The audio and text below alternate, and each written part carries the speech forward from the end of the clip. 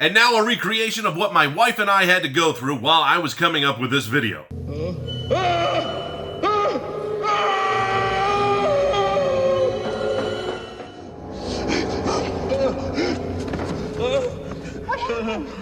Honey. What am I doing with my life? Hit the button. Let's get started.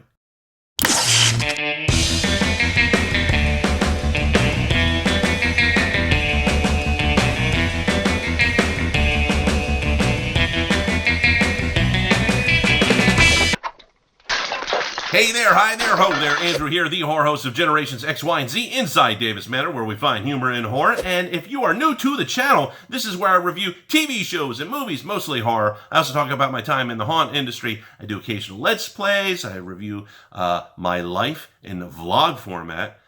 Review my life. I don't know. I'm leaving that in. Anyways, if this is something what you consider, go ahead, hit the subscribe button. Make sure you also hit the like button, comment down, and share it also with your friends. You know, especially because you're like, hey, check out this guy. He has no idea what he's doing, and he's refusing to edit right now because I've just rambled on too much. So before I begin doing my thoughts of the review of Andy Lincoln's, a.k.a. Rick Grimes' last episode on The Walking Dead, I'd like to go ahead and thank the patrons of the channel. If you'd like to get exclusive content, be rewarded with merchandise, or even vote in what projects I'm doing in the future, like upcoming goals of making the next slasher villain and a web series online about that, or a how-to quick start chainsaw tutorial, or even a future series on how to be a scare actor, if any of that sounds appealing, if you want to see that, then become a patron by pledging. All you have to do is click the link above to find out more information. You can also click the link at the end of the video or in the description box below. Now getting into The Walking Dead, as some of you know, because you're subscribers already, I've had some issues with YouTube and AMC networks over the last review that I uploaded.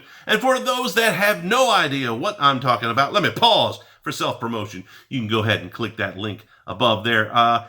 Basically, I was blocked across the world. All around the world, I was blocked. So instead of getting normally thousands of views that I would normally get for a Walker Wednesday video, I got a couple hundred. And that also could be due to the fact that people just aren't interested in The Walking Dead anymore. But I'm going to say it's because I got blocked by YouTube. And I know I got blocked by YouTube because YouTube actually sent a video saying, hey, you got blocked. So episode 4. I'm going to kind of skip by, and we're going to go right into episode 5. And that was because really episode 4 was dialogue heavy. Not really much to recap on that. It really, the highlight was that Daryl and Rick kind of made up after Rick saved Daryl's life. And that was about it for episode 4.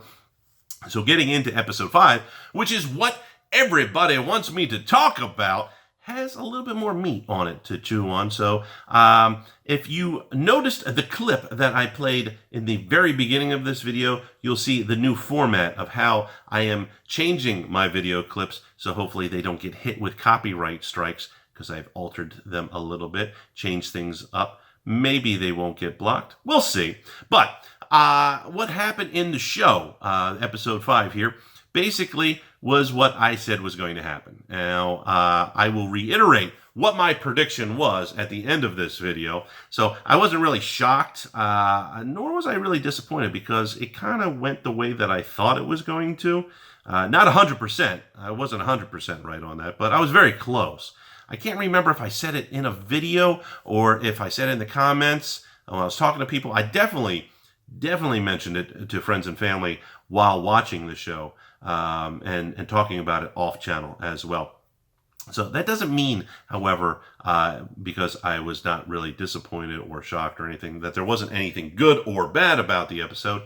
Yes, there was. Let's get into it. The show starts off with Rick looking at black birds from the hospital window, and he is back in the very beginning, watching himself laying in bed where he woke up to all of this, the zombie apocalypse. And no, this is not a dream and he just woke up. Man, would that be a terrible way to end the series. And this isn't the ending of the series anyways. This is just the finishing of watching Rick's story.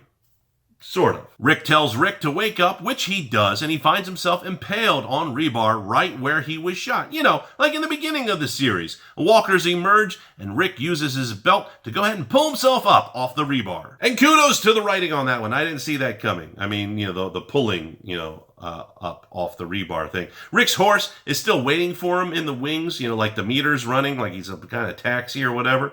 And the walkers are getting closer, and then Rick mounts the horse, and they get away. And you will see that throughout the episode. And I will talk about it a couple of times, because it happens a couple of times. The horse is very convenient. Maybe convenient plot armor. I'm not quite sure. It doesn't act like a normal horse.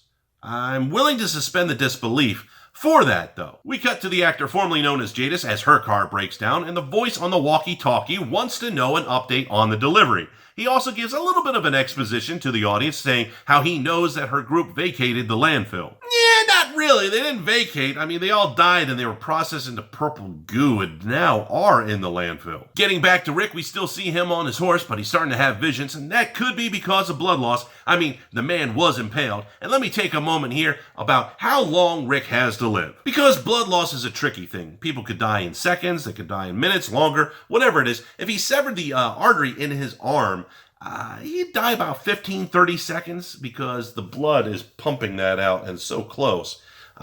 When it comes to his leg, if he cut the artery in his leg, he's got about 3 minutes. But he was impaled. And so if the rebar punctured his kidney, because it went through all the way, kidneys take about a sixth less blood than what the heart is pumping. And the heart pumps, you've got 5 liters of blood in your body. So within 5 minutes, because you pump about a liter of blood throughout your body, the heart does.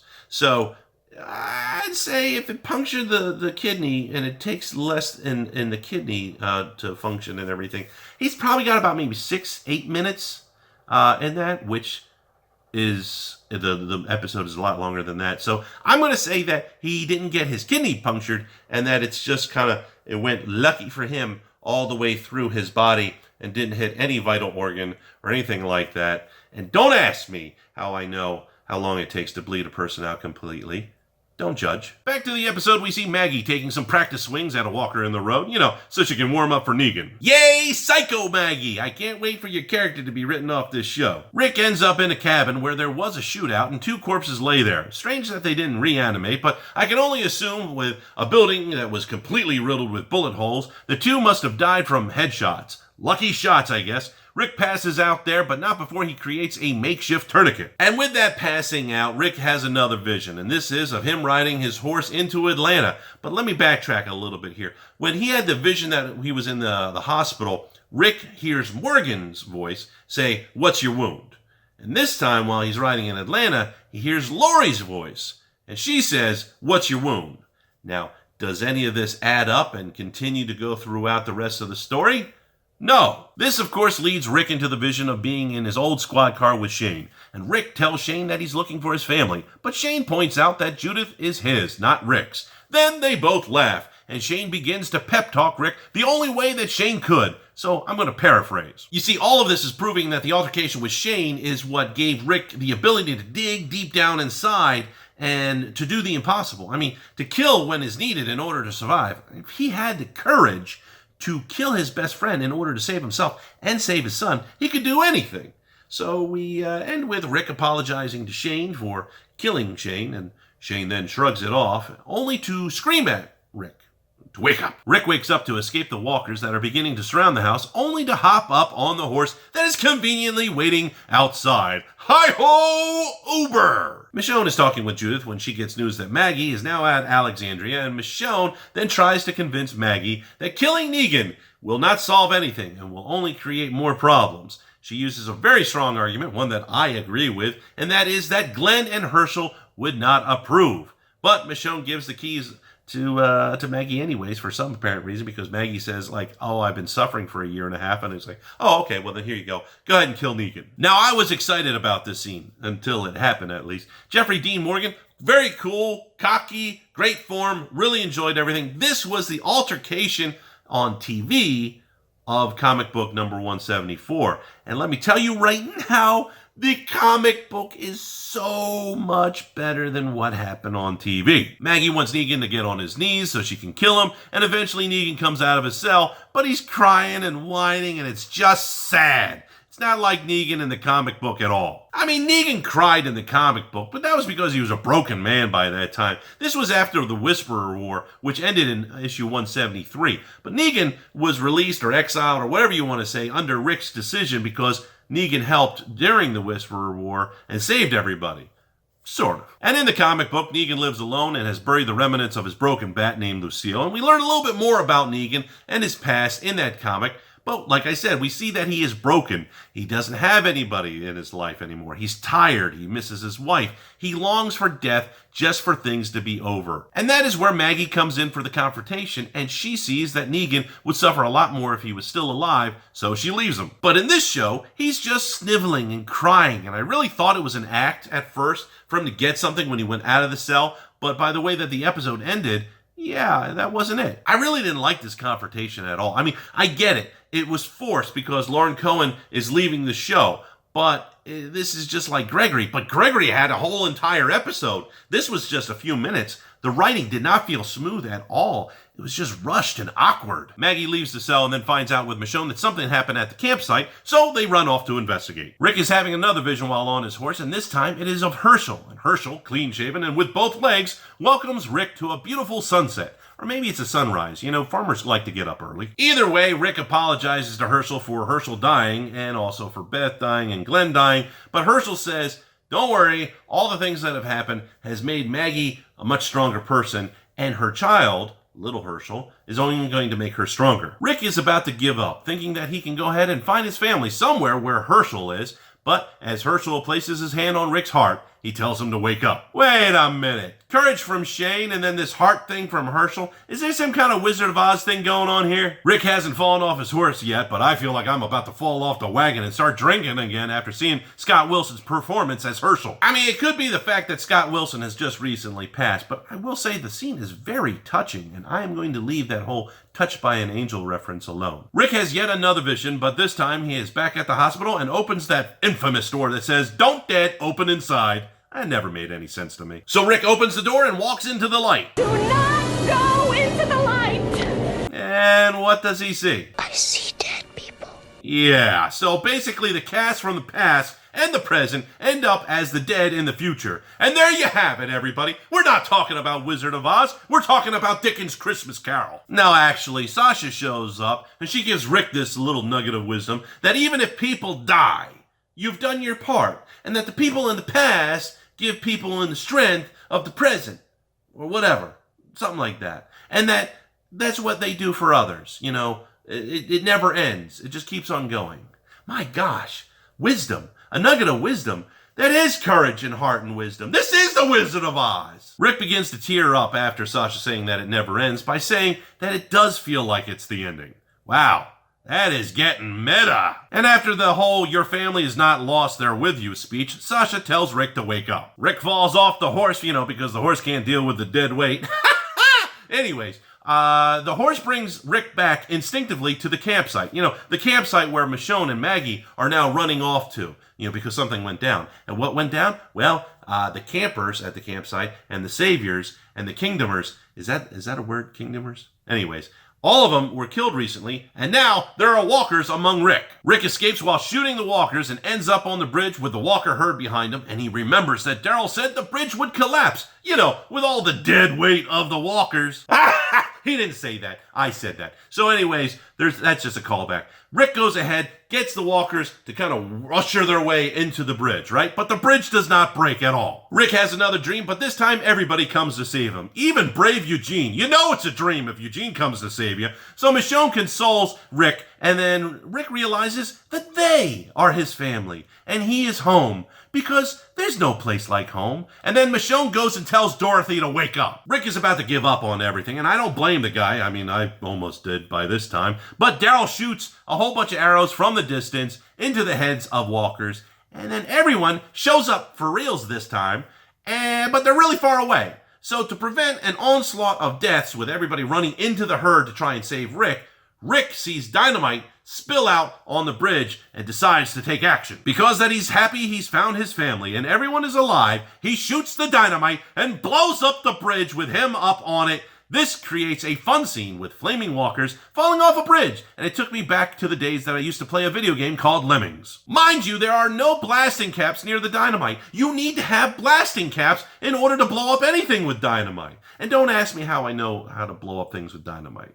I mean, don't judge. So in the chaos, Rick is gone. Everybody cries. Is that the end? No. Because we go to the actor formerly known as Jadis, and she sees smoke from the bridge. She then realizes that Rick is laying over on the bank of the river, and he is alive. Dude, that is some serious Dr. Loomis stuff going on right there. But actually, he's done something better than Dr. Loomis. When Dr. Loomis blew himself up in Halloween to kill Michael Myers and survive, he got burn marks. Not Rick.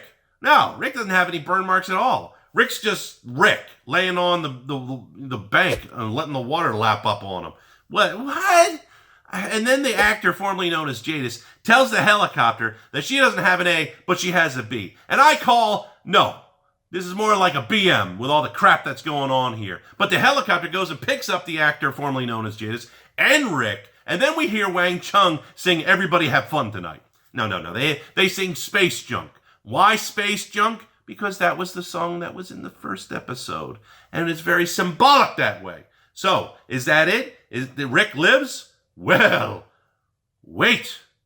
There's more. The helicopter flies over a barn and field, and then we see a time progression where the barn is collapsing, and we see a herd of walkers attacking 5 people. And all of them are fighting with knives, but gunshots are heard, and that leads them to a path to escape. And that path is to a little girl who is holding a smoking gun, and she asks them their names. And they reply, Magna, Connie, Kelly, Yumiko, and Luke.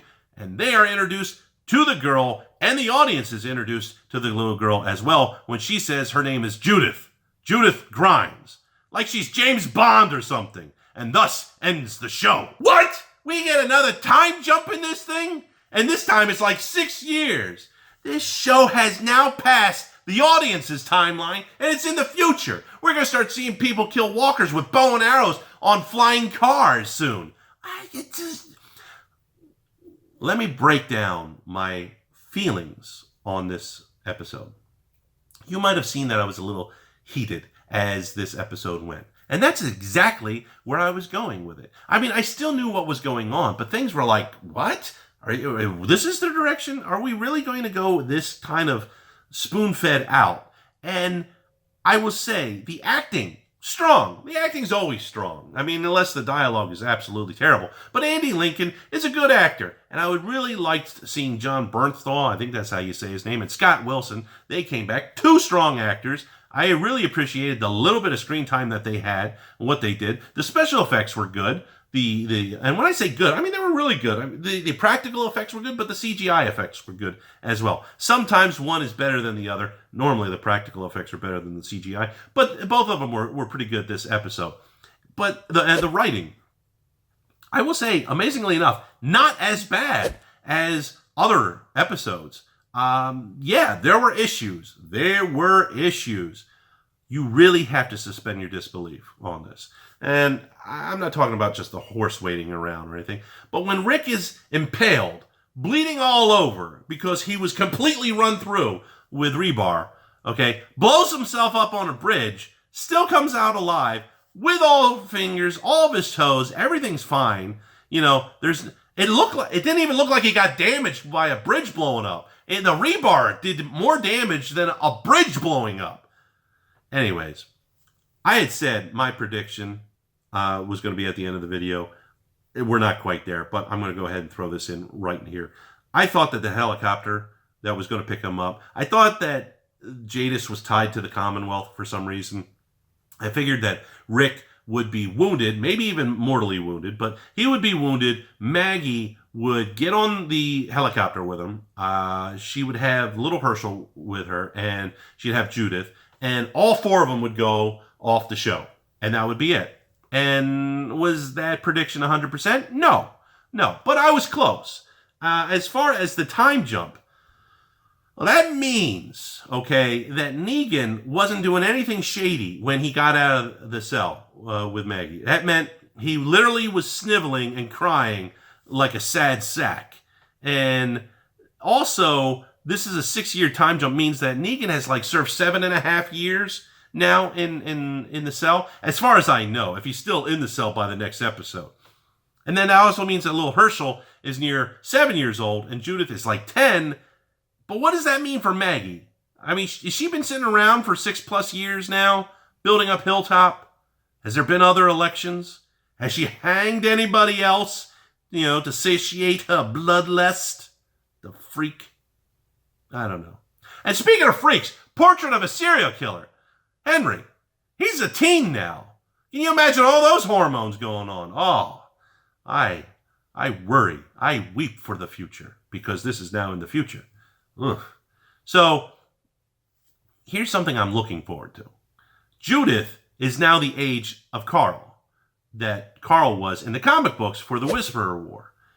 And everything that I wanted to see, and I was so upset that Chandler Riggs was written off the show, okay, because I wanted to see Carl and his relationship with Negan blossom on that. I am now thinking, maybe, possibly, the relationship that Negan had with Carl in the comic books becomes a relationship between Negan and Judith on the TV show. And that I would love to see. I think that would be great. I mean, give me Negan, who has changed his ways, becomes a surrogate father for Judith to honor Rick and Carl. I would love to see that relationship just come on screen. I think that would be great. So I will ask you this. Question of the day. Who do you think is the surrogate father of Judith? I mean, was it Aaron? Aaron has a pretty sporting beard that looks a lot like Rick's beard on the comic book. And also Rick doesn't have a left hand in the comic book. And Aaron doesn't have a left hand. So he's looking a lot more like Rick now than anything.